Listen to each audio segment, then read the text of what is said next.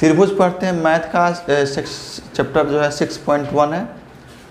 त्रिभुज, सबसे पहले त्रिभुज किसे कहते हैं? तो वैसी आकृति जो 3 रेखाखंड से मिलकर बनी होती है उसे त्रिभुज कहते हैं।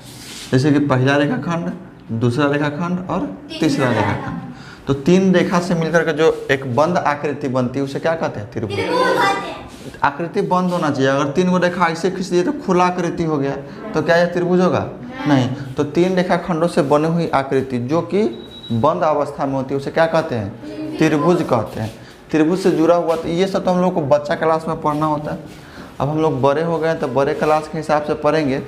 तो सबसे पहले हम लोग को जानना पड़ेगा कि कुछ बात जो 9th में आप लोग पढ़े होइएगा कि सर्वांगसम किसे कहते हैं। इंग्लिश में बोलते हैं कॉन्ग्रुएंसी। कॉन्ग्रुएंसी मतलब सर्वांगसम किसे कहते हैं? सर्वांगसम होने के लिए 2 रूल होता है कि किसी भी आकृति को, वह कोई भी आकृति हो सकता है, उसके 2 रूल फॉलो होना चाहिए। पहला रूल क्या होता है कि उसकी आकृति समान होनी चाहिए और उसका माप को बोलते हैं अमाप। अमाप समान होने चाहिए,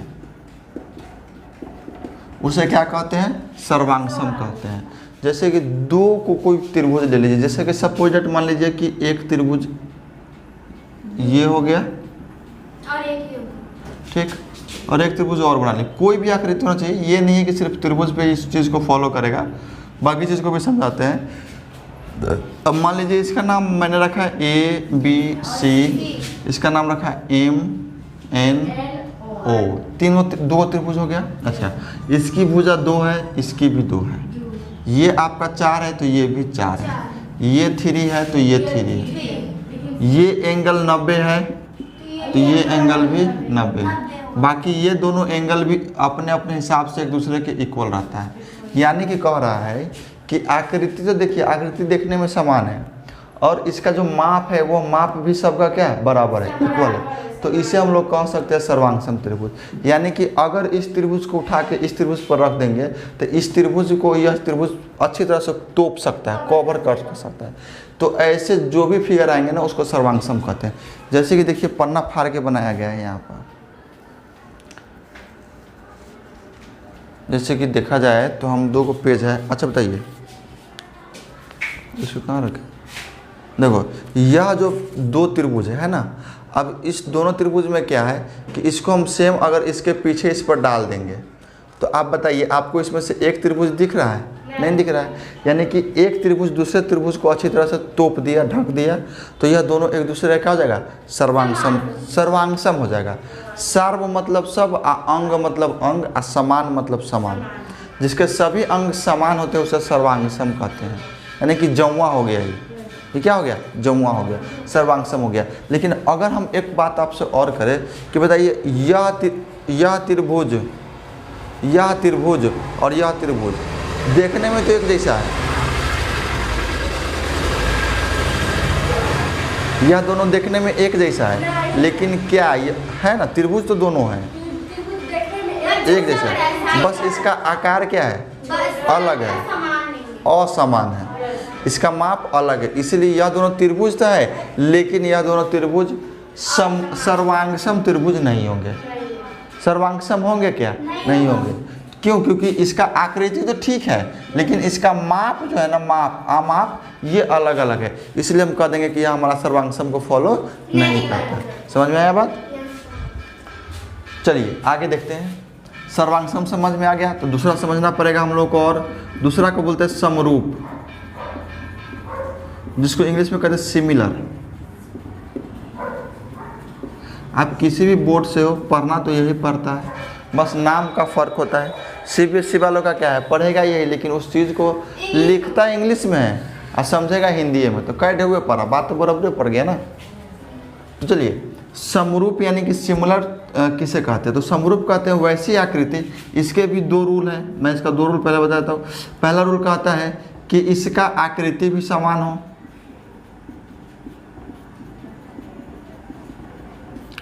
आकृति समान होना चाहिए, और माप, माप का ये अमाप का अनुपात समान हो, अनुपात समान हो, मतलब वैसा मस्त लिख दिया हूँ, जिसका अनुपात समान हो, मतलब समरूप आकृति वैसे आकृति को कहेंगे कि जो इस दोनों रूल को फॉलो करेगा। मतलब यह हो गया कि आकृति समान है। अगर यह त्रिभुज है, ध्यान से देखने का, तो यह भी एक त्रिभुज है कि नहीं।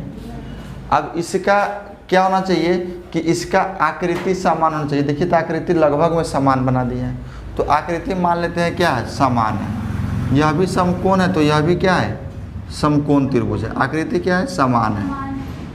अच्छा, उसके बाद अगर बात किया जाए इसका नाम रखने का, तो A B D E F. अगर यह 1 है तो यह 2 होगा, यह 3 है तो यह 6 है, यह 4 है तो यह 8 होगा।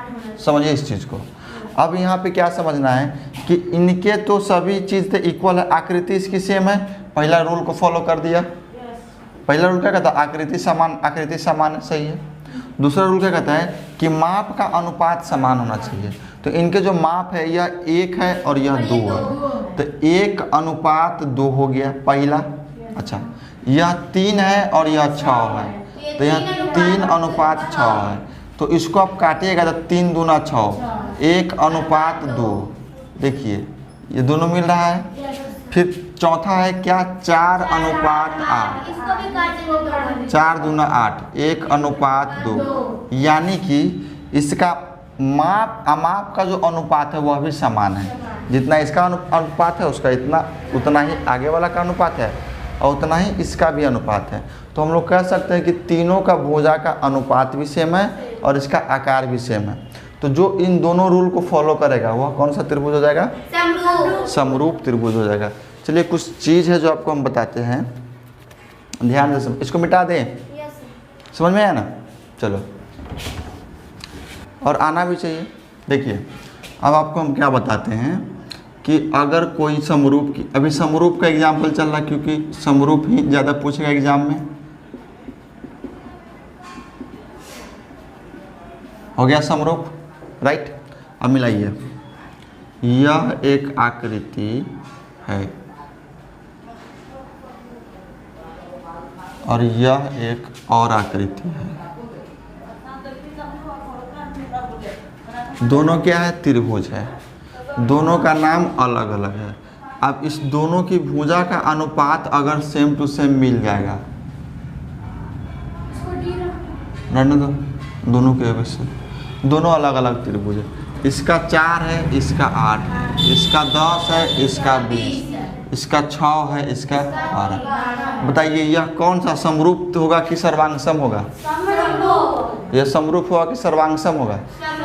समरूप होगा, क्योंकि इसका और इसका अनुपात 1:2 आ जाता है। इसका भी और इसका भी कितना आएगा, और इसका भी क्या हो जाएगा, क्योंकि सब कट रहे हैं। अगर बात करते हैं एग्जाम में पूछे कि ऐसे कौन कौन से आकृति है जो समरूप माने जाती है, तो 3 आकृति आपको हमेशा माइंड में रहना चाहिए, जिसका बिना कोई भुजा वुजा दिए वह समरूप माना जाता है। जैसे कि वर्ग, जैसे कि क्या मानेंगे, वर्ग। जैसे कि वर्ग, वर्ग उसे कहते हैं जिसकी सभी भुजा एक समान है और प्रत्येक कोण 90 डिग्री का। यह बड़ा वाला वर्ग हो जाएगा और यह छोटा वाला वर्ग हो जाएगा। मेरा फोन मुखिया जी की सभी भुजा बराबर होती है उसकी। तो अगर सभी भुजा बराबर है तो अगर यह 8 सेंटीमीटर तो बाकी सारे के सारे हैं। अगर यह 2 है तो यह भी। तो वर्ग में ये नेचुरल है इसका कि वर्ग हमेशा कौन होता है, सिमिलर होता है, समरूप होता है। वर्ग की आकृति कैसी होती है, साइज शेप सिमिलर होती है। क्योंकि देखिए अब इसका रेशियो मिलाइएगा तो 8:2 सब में आ जाएगा। तो भैया सब का रेशियो तो बराबर ही आ रहा है, 8:2 आ रहा है। तो कोई किस आकृति को समरूप आकृति कहते हैं, तो वर्ग को समरूप आकृति कहते हैं। बिना नपले जोखले में किसको कहते हैं, वर्ग को। फिर दूसरा किसको, तो वृत्त को। एक वृत्त बड़ा हो जाएगा, अच्छा, और एक छोटा वृत्त बना देते हैं। तो दोनों वृत्त क्या होगा, या तो एक की क्षेत्रफल अधिक होगी या दूसरे का अधिक होगा, लेकिन दोनों दिखने में गोल लगेगा। क्या कौन लंबा टेढ़ हो जाएगा? नहीं हो जाएगा। तो समरूप आकृति में एक हो जाएगा वर्ग, दूसरा हो जाएगा हमारा वृत्त, और तीसरा हो जाएगा समबाहु त्रिभुज। कौन सा त्रिभुज? समबाहु त्रिभुज उस त्रिभुज को कहते हैं जिसकी सभी भुजा इक्वल होती है, उसे समबाहु त्रिभुज कहते हैं। तो एग्जाम में पूछेगा कि इनमें से कौन समरूप का उदाहरण है, तो आप इस तीनों में से कोई लिखा रहेगा उसको टिक लगा देने का। या वर्ग हो सकता है। आपसे मैं पूछ रहा हूँ, बताइए वर्ग क्या है? ऑप्शन है समरूप और सर्वांग सम। तो वर्ग क्या है? समरूप। वृत्त क्या है? सॉरी समरूप। और त्रिभुज क्या है? समबाहु त्रिभुज। ये समरूप के उदाहरण है। चलिए आपको एक सवाल आप लोगों से पूछा जाता है, आप इसको बना दीजिए, फिर आपको समझ में आ जाएगा, हमको समझ में आ जाएगा कि आप लोग को यह आया कि नहीं आया। तो आप लोग रेडी हैं? चलो सवाल फेंका जाए। देखो सवाल में जो भी रहेगा, सवाल में तो दम रहेगा, क्योंकि सवाल देखो क्या आ रहा है।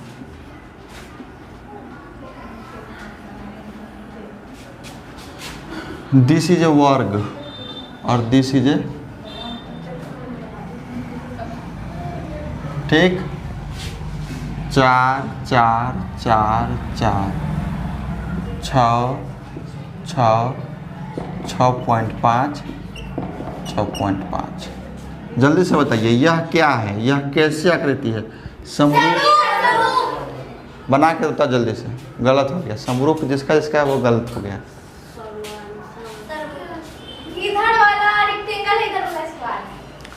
तो यह समरूप हो सकता है? कहियो नहीं हो सकता है, क्योंकि भैया देखो इसको सीधा सीधे बनाने का क्या कि इसकी सभी एंगल तो 90 होगी, इसका भी सब 90 होगा।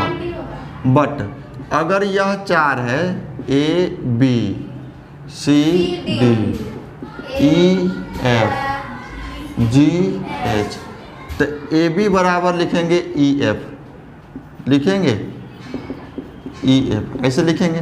तो इसका वैल्यू हो गया 4 है, इसका वैल्यू हो गया 6, राइट। अच्छा अब इसको करो, तो यह हो गया ए डी और ये हो गया 4 और यह क्या हो जाएगा 6.5, राइट। अब नीचे वाला करो तो यह हो गया 4, यह हो गया 6.5, इसको करो तो यह हो जाएगा 4 और यह हो जाएगा 6। तो यहाँ पे हम लोग क्या पाए कि इसका जो रेशियो आएगा ना, रेशियो, इसका जो रेशियो आएगा, क्या वो रेशियो एक समान है? असमरूप होने का रूल क्या कहता है कि जिसका आकार सेम हो। समरूप में क्या कहता है? आकार जो है ना समान हो, बट उसका अनुपात एक समान हो, अनुपात एक समान हो। तो बताइए, तो इसका अनुपात और इसका अनुपात ठीक है, इसका भी अनुपात एक समान है, लेकिन क्या यह सभी एक समान है? नहीं। तो अगर कोई भी फिगर इस दोनों नियम को पालन नहीं करेगी तो वह समरूप नहीं कहलाएगी, क्योंकि यह किसका है? समरूप का है।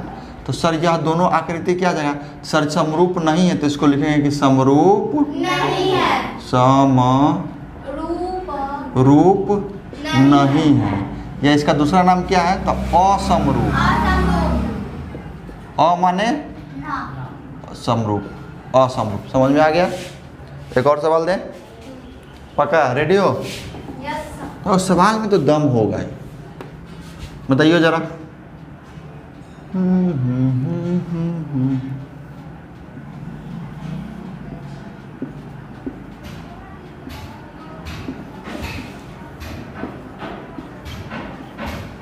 क्या यह समरूप है? क्योंकि दोनों क्या है? एक समान आकृति है। सबका अनुपात काटियो, 4 दूना 8, 1 अनुपात 2, 4 दूना 8, 1 अनुपात फिर से 2, फिर 4, यानी कि इसका अनुपात भी समान हो गया और आकृति भी समान हो गया। अब आपसे हम पूछते हैं इस चैप्टर के कुछ प्यारे प्यारे सवाल, ठीक है मेरे प्यारे बच्चों, ध्यान देने का। देखो सवाल में दम है, लेकिन इसके आगे हम हैं। मुखिया जी ध्यान देने का, आप भी ध्यान दीजिए। लिखा हुआ है सवाल, सभी बच्चे अपने अपने बुक में देखेंगे। एक सवाल लिखा हुआ है कि सभी वृत्त, बहुत प्यारा सवाल है, इसमें से जो ध्यान से पढ़ा है अभी जस्ट उसको सारा सवाल आ जाएगा। सर इसका होगा समरूप आंसर होगा। हाँ देखिए कितना लिखा हुआ है, सवाल नंबर 1 लिखा हुआ है सभी वृत्त डैश सभी वृत्त डॉट डॉट होते हैं है, तो ऑप्शन में लिखा हुआ है समरूप और सर्वांग सम। तो बताइए वृत्त किस में आएंगे? समरूप में। वर्ग किस में आएंगे? समरूप में। और समबाहु त्रिभुज समरूप में। तो यहाँ किसकी बात कर रहा है? वृत्त का। तो इसमें क्या भरा जाएगा? हो गया, पैसा वसूल पढ़ाई। सर इसका भी समरूप होगा। सभी वर्ग बताओ, सभी आई बात लिख दो, same to you dot dot dot होते हैं। Same to you, same to you, same to you. ये वाला सेम टू यू सही हो जाएगा। हो जाएगा कि नहीं हो जाएगा? अच्छा, सभी त्रिभुज समरूप होते हैं। तो कौन त्रिभुज? देखो त्रिभुज का, हाँ समबाहु त्रिभुज। सभी डैश त्रिभुज समरूप होते हैं। समबाहु समरूप होते हैं। तो कौन त्रिभुज? समबाहु। सम द्विबाहु या कि समबाहु? समबाहु। तो समबाहु, अब क्या हो जाएगा? समबाहु। समबाहु त्रिभुज जो होता है, क्यों? क्योंकि सम मतलब होता है बराबर, और बाहु माने भुजा। बाहु मतलब भुजा। तो एक भुजा, दो भुजा, सब भुजा बराबर किसकी होती है? समबाहु त्रिभुज की। तो समबाहु त्रिभुज कैसा होगा? समरूप की सर्वांग सम? सर्वांग सम की समरूप? अरे समरूप। चलो, भुजाओं की समान संख्या वाले दो त्रिभुज समरूप होते हैं यदि उनके संगत कोण क्या हो? समान हो। संगत कोण समान हो, यानी कि समान को लिखा हुआ है बराबर। क्या लिखा हुआ है? संगत कोण। क्योंकि देखिए अगर यह फोटो है तो यह 90 है, तो अगला जो फोटो अगर समरूप होगा तो इसका यह भी 90 है। यानी कि इसके अंदर का कोण बराबर होना चाहिए कि नहीं होना चाहिए? अंदर का कोण बराबर हो तो उनकी संगत भुजाएं समानुपाती हो। क्योंकि अगर यह 4 है तो यह क्या होना चाहिए? 8, तब 1:2। फिर अगर यह 6 है तो यह 12 होना चाहिए, तब कितना जाएगा? 1:2। अगर यह 5 है, सॉरी 6 है तो यह क्या होना चाहिए? इस हिसाब से हो जाएगा। तो किसी चीज़ को फॉलो कर लेगा। तो पहला वाला में बराबर भरा जाएगा, दूसरा वाला में समानुपाती। समझ में आ रहा है भारी चैप्टर? नहीं ना। निम्नलिखित युग्मों के दो भिन्न उदाहरण दीजिए। समरूप आकृति, ऐसी आकृति जो समरूप नहीं है। तो भैया इतनी सी बात है। समरूप आकृति के एग्जाम्पल में आप देखना क्या देना है, आपको क्या करना है? देखो ये दो पेपर है ना, दोनों आकृति देखो, इधर देख, इधर देख, अथी महेश, सरिता इधर है, बच्चा देखो इधर। दो आकृति अलग अलग है, बट आपको बताना है कि यह समरूप होगा कि नहीं होगा। सरिता सर्वांगसम को फॉलो कर दिया, पूरा तोपता दिया तो सर्वांगसम। अब इसको हटाने का सर, अब यह अलग अलग है लेकिन है आकृति सेम, और इसके भुजा का अनुपात अगर समान हो तो क्या यह समरूप होगा कि नहीं होगा? होगा। तो वही तो यहाँ पे कह रहा है। तो यह कह रहा है कि समरूप आकृति बनाइए।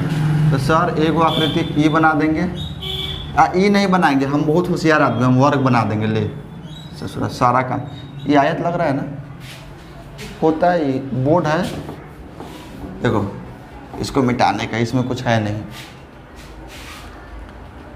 This is my stand.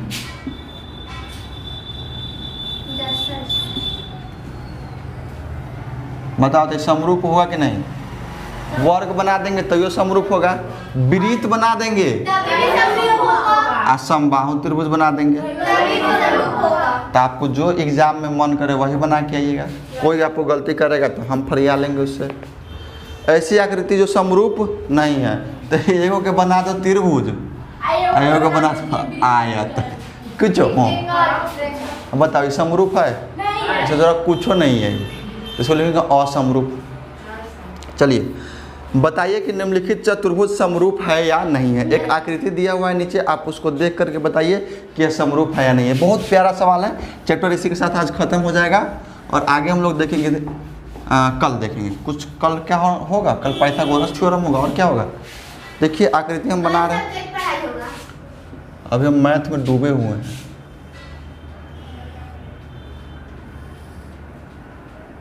Subject अभी सिर्फ मुखिया पढ़ सकती है। मुखिया जी SRPQ, ठीक है। R फॉर रिमझिम है कि नहीं? देखिए ना, हमको उतारने दीजिए ना। आप देखिए, पहले फोटो उतर जाएगा फिर DCAB।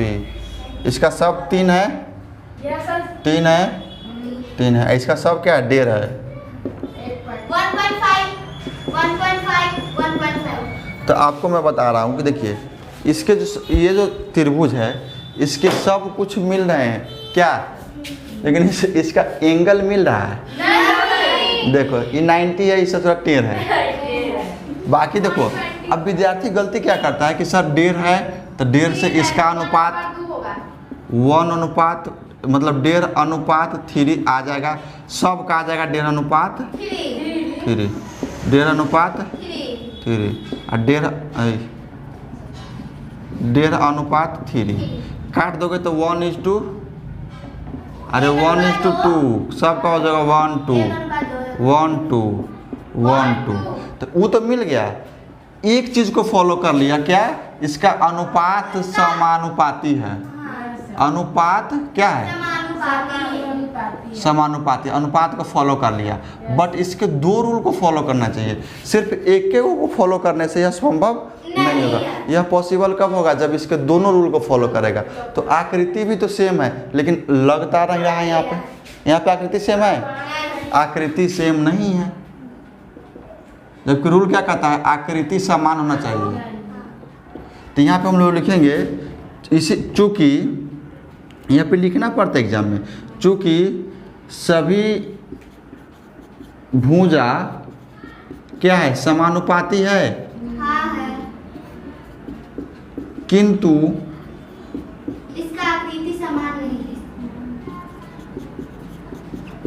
आकृति समान नहीं है, इसीलिए क्या हो जाएगा? असमरूप। क्योंकि नियम क्या कहता है? दोनों फॉलो करें। फॉलो अगर करना है तो दोनों करे या ना करे? या तो ना करे। ठीक है, आज का इतना ही क्लास था, कल करेंगे।